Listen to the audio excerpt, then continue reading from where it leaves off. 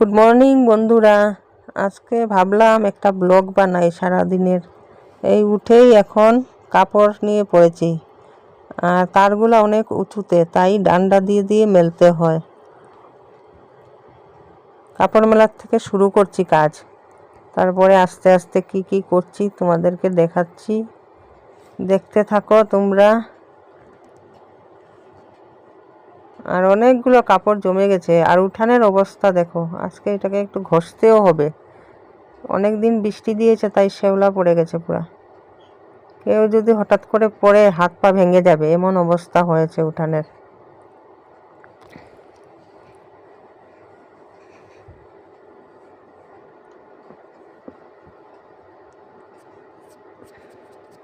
এদিকে বড় মেয়েও উঠে গেছে, ও ঠাকুর দিয়ে দিবে। ঠাকুর পূজা ওই দেয়, আমি অন্য কাজ টাজ করি। আর এদিকে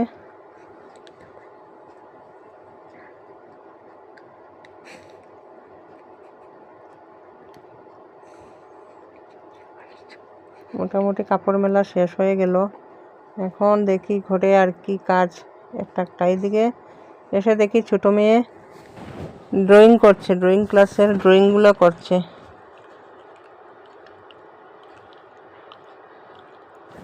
লাইট অফ করে বসে করছিল, লাইটটা জ্বালিয়ে দিলাম ওকে।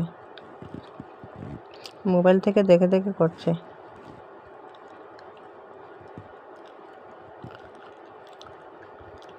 এখন বিছনাটাও রয়ে গেছে, বিছনাটা উঠাবো।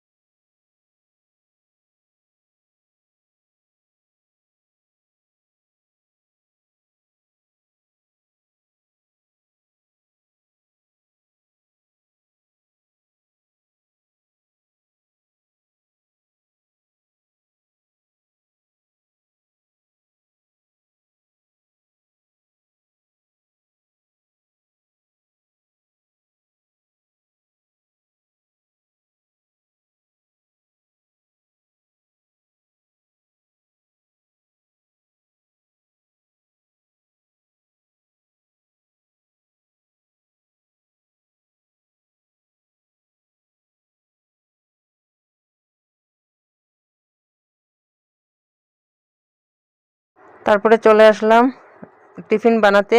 এই রুটি বানাচ্ছি এখন।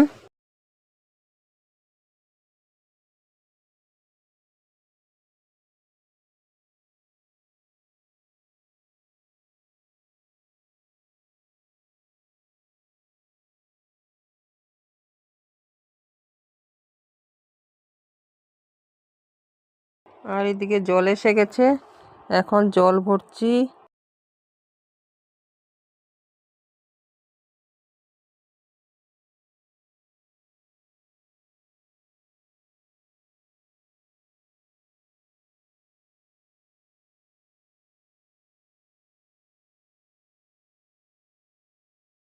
আর এদিকে ঘর মোছা শুরু করেছি, এখন চলছে সব কাজ।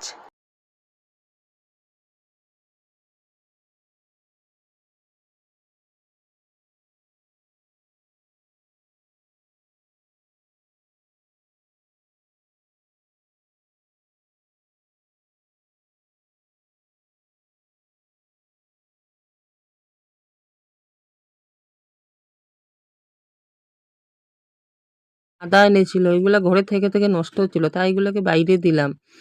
দিয়ে ঘরে গিয়ে দেখি মেয়ে ড্রয়িং তো করছে না, টিভি দেখছে বসে বসে। রান্নাঘরের অবস্থা খারাপ, বাসন ধুতে হবে, কাপড় ধুতে হবে। তারপরে এসে গেলাম উঠান ঝাড় দিতে। উঠান ঝাড় দিয়ে চলে গেলাম স্নানে। স্নান করে ঠাকুর করে ঠাকুর প্রণাম করে তারপরে এসে দেখি ছোটো মেয়ে গডরেজটাকে এমনভাবে ছানছে, ভিতরে গডরেজের ভিতরে ঢুকে যাচ্ছে। কি বলবো, একদিকে কাজ শেষ হচ্ছে না, আরেকদিকে কাজ বাড়াচ্ছে। প্ল্যান করেছিলাম এক জায়গায় যাব, তার জন্য ও নিজের কাপড় নিজে বের করে নিচ্ছে, কিন্তু বৃষ্টি থাকলে বলছি বেরোবো না, তাও শুনতে পাচ্ছে না, ও নিজের কাপড় নিজে খুঁজে বের করে নিচ্ছে। দেখো, নিজে নিজে সব বের তো করতে পারছে না, আমার কাজ বাড়াচ্ছে। আর এদিকে চলে আসলাম আবার বাসন ধুতে। বাসনগুলো ধুয়ে তারপরে আস্তে আস্তে যদি বৃষ্টি কমে তাহলে বেরোবো, বেরোলে তো তোমাদের সাথে শেয়ার করব। তো ফাইনালি বৃষ্টিও কমে গেছে, এখন আমরা রেডি হয়ে গেছি, এখন বেরোবো আস্তে আস্তে। তোমাদের সাথে শেয়ারও করব কোথায় যাচ্ছি। আর শাড়িটা পরেছি কেমন হয়েছে দেখো তোমরা, ভালো লাগছে কি কমেন্ট করে বলবে। শাড়ি তো সরাসরি পরা হয় না, পুজো বিয়ে ওইসব হলে শাড়ি পরি। আর এই যে আমরা বেরিয়ে গেলাম এখন। সিঁড়ি উঠতে উঠতে তো অনেকটা টাইম লাগে, আমাদের অনেকটা সিঁড়ি। সবাই মিলে, আমি, আমার বান্ধবী, আমার বড় মেয়ে, ছোট মেয়ে, আমরা সব মিলে বেরিয়ে পড়েছি এখন।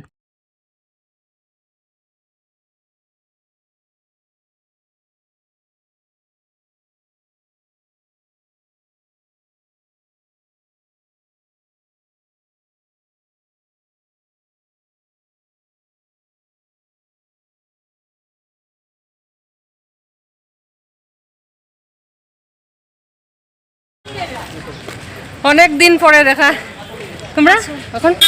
বাচ্চারা গেছে কি বাবার লগে না, আমরা উল্টা উল্টা আরো আমরা আসছি। আইরাম আইরাম আমরা তোমার ঘর ক্রস করলাম আইরাম। আচ্ছা ফোন কর, ভিড় বেশি নি মা রোশা। আচ্ছা আচ্ছা আমি আইয়া ফোন করতেছি রাখি।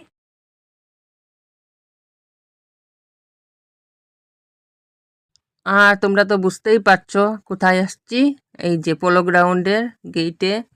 এখানে শ্রী শ্রী অনুকূল ঠাকুরের উৎসব আজকে বাৎসরিক। আমরা যাচ্ছি, অনেকটা ভিতরে হেঁটে যেতে হয়, তারপরে ফিল্ডের মধ্যে উৎসবটা হচ্ছে। এখনই এত লোক, ভিতরে না জানি কত লোক হবে। এটা প্রতি বছরই এখানে হয়। আর আমরা তো হাঁটতে হাঁটতে গল্প করতে করতে যাচ্ছি, তো সবাই থাকাতে কি হলো বোঝা যায় নাই যে এতটা রাস্তা, অনেকটা হাঁটতে হয়। এই যে পোলো গ্রাউন্ডের স্টেডিয়ামের ভিতর দিকে ঢুকে সিনারিগুলা দেখো, এত ভালো লাগে। এখন তো লাইট জ্বলছে না, কিন্তু সন্ধ্যার পরে এগুলাতে লাইট থাকে, লাইটিংগুলা দেখতেও ভালো লাগে।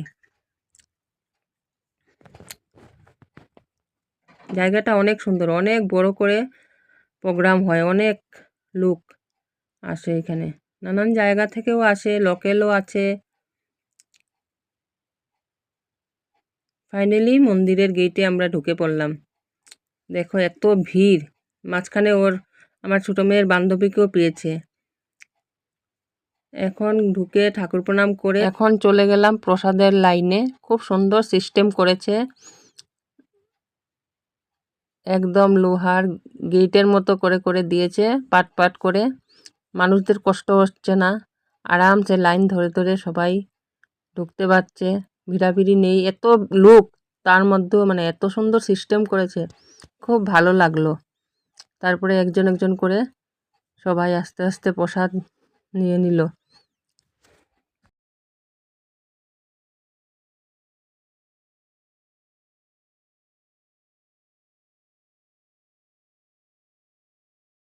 দেখো প্রসাদে কি কি দিল, ডালিয়ার পোলাও করেছে, ডাল করেছে, চাটনি করেছে, দু রকমের ডাল করেছে। খাওয়ার সিস্টেমটাও সুন্দর করেছে। খেয়ে টেয়ে আমরা আবার চলে আসলাম মিডিলে, অনেকটা জায়গা আছে, ফিল্ড তো অনেক বড়। তারপরে ঢুকে যাব মন্দিরে। আর এদিকে প্রোগ্রাম হচ্ছে, একদিকে লোক আসছে একদিকে যাচ্ছে।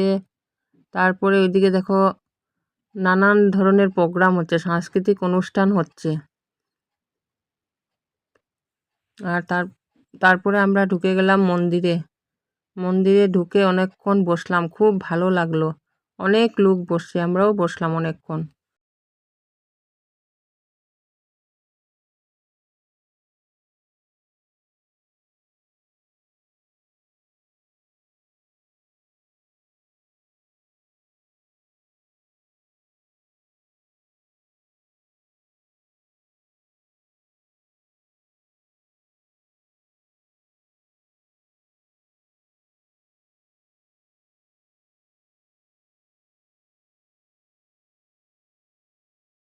আর আমরা বসে এখন পান খাচ্ছি, দুইজন ঘর থেকে বানিয়ে দুটো পান নিয়ে গেছি। পান খেয়েও অনেকক্ষণ বসলাম, বসতে অনেক ভালো লাগছিল। আর একটা বেবি দেখো, আমার বান্ধবী কুলে নিয়ে নিল, কুলে নিয়ে ওকে অনেকক্ষণ খেলা করছিল। তারপরে যত লোক দেখা হয় না, সবার সাথে দেখা হলো। ওর একটা ভাইয়ের বউ, টুইন্স, ওরা দুই বাচ্চাকে নিয়ে আসছে, ওদের সাথেও বসে গল্প হলো অনেকক্ষণ। আর এইদিকে তো এই দেখো, ওরা নেপালি কস্টিউম পরেছে, পরে ওদের ওইখানেই প্রোগ্রাম করেছে। ওরাও এখানে এসে বসছে রাউন্ড হয়ে। দেখতে বেশ ভীষণ ভালো লাগছিল, মানে ওইখানে যাওয়ার পর আর উঠে আসার ইচ্ছাই করছিল না। এক এক রকম এক একজন সেজে গুজে এসেছে, দেখার মতো। কেউ ফটো তুলছে, কেউ ডান্স করছে। এইদিকে আমার বান্ধবী জলেরও সিস্টেম খুব সুন্দর করে করেছে। এত সুন্দর, এত লুক হয়েছে, তার মধ্যে কোনো ভিড়াভিড়ি নেই, কোনো ইয়ে নেই, এত শান্তভাবে প্রোগ্রামটা হয়েছে। আর এইদিকে দিয়া জ্বালানো হবে তোমার সন্ধ্যার সময় ঠাকুরের 138তম জন্মদিন উপলক্ষে দিয়াগুলো সাজিয়ে নিচ্ছে ওরা। প্রার্থনা করার পর ওরা দিয়াগুলো জ্বালাবে। আর আমরা ওইদিকে ঘোরাঘুরি করে দেখছি, অনেক লোকের সাথে দেখা হচ্ছিল, ভালোই লাগছিল। অনেকদিন ধরে যার সাথে দেখা হয়নি তাদের সাথেও দেখা হয়েছে।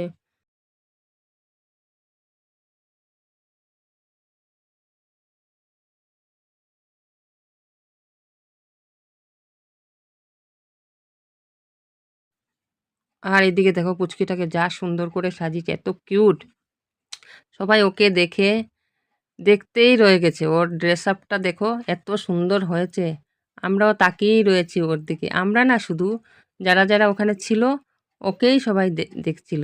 আর এইদিকে দিয়াগুলাও জ্বালানো হয়ে গেছে, দেখো কি সুন্দর লাগছে দিয়াগুলা। এত সুন্দর করে ওরা সাজিয়েছে, সাজিয়ে জ্বালিয়েছে, এখন তো আরও ভালো লাগছে। আর এদিকে প্রার্থনার টাইমও হয়ে গেছে, সবাই প্রার্থনার জন্য ভিতরে চলে যাচ্ছে। ভিতরেও করেছে, আর যারা যারা ভিতরে যেতে পারে না, বাইরের থেকেই প্রার্থনা করছে। আর আমরা প্রার্থনার পর আস্তে আস্তে ওখান থেকে বেরিয়ে চলে আসলাম ঘরে। ঘরে আসিনি এখনও, খালি বেরিয়েছি জাস্ট। আবার আসতেও তো অনেকটা টাইম লাগবে। দেখো আসার সময় তো পুরো সন্ধ্যা হয়ে গেছে। আর এইদিকে রাস্তা দেখো, এত ভালো লাগছে দেখতে, সিনারিগুলো এত সুন্দর। গাছের মধ্যে লাইটিংগুলো এখন দেখা যাচ্ছে, এত ভালো লাগছে দেখতে। সবাই আমরা ওই দিকে তাকিয়ে থাকি, যে এরকম একটা মানে বড় উৎসব যেরকম, সেই রকমই মনে হচ্ছিল। আর এত ভালো লেগেছে, সব কিছু তো তুলে ধরতে পারি নাই, যতটুকু পেরেছি তোমাদের সাথে তুলে ধরেছি। আমার আমার না, সবাই খুব খুশি। সকাল থেকে এত বৃষ্টি ছিল, ঠাকুরের কৃপায় সব বৃষ্টি কমে গেছে। তারপরে চলে আসলাম মাতৃমন্দিরে। এসে হনুমান মন্দিরে ঢুকেছি, ঢুকে একটু সন্ধ্যা আরতি করেছি, করে তারপরে মার মন্দিরে প্রণাম করে তারপরে আস্তে আস্তে আমরা ঘরের দিকে রওনা দিয়ে দিয়েছি।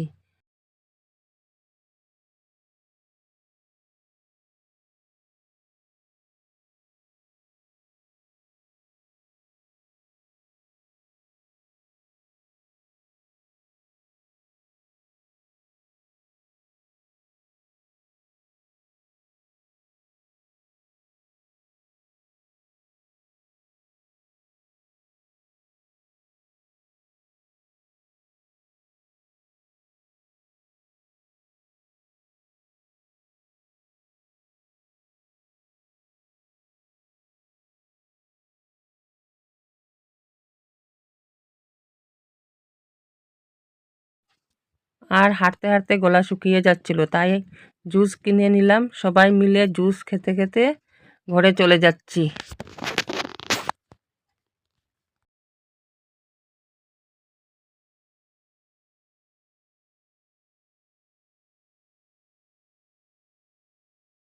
আর ফাইনালি ঘরে এসে গেছি। এখন তো শুরু আবার ঘরের কাজ। এখন চা বসাবো, সবাই বসে আছে চা খাওয়ার জন্য। এদিকে পানগুলা ধুয়ে নিচ্ছি, ধুয়ে এদিকে এসে গেছে জল, জল ভরা শুরু। এদিকে কাপড় কিছুটা রয়ে গেছিলো, ওইগুলা ধুবো। রাতের খাওয়া দাওয়াও ঠিকঠাক করব। আর এদিকে মেয়ে এখন মেয়ের প্রজেক্ট করছে, কতটা পর্যন্ত করবে জানি না ঠিক। আর বাই বাই বন্ধুরা, দেখা হচ্ছে নেক্সট ভিডিওতে।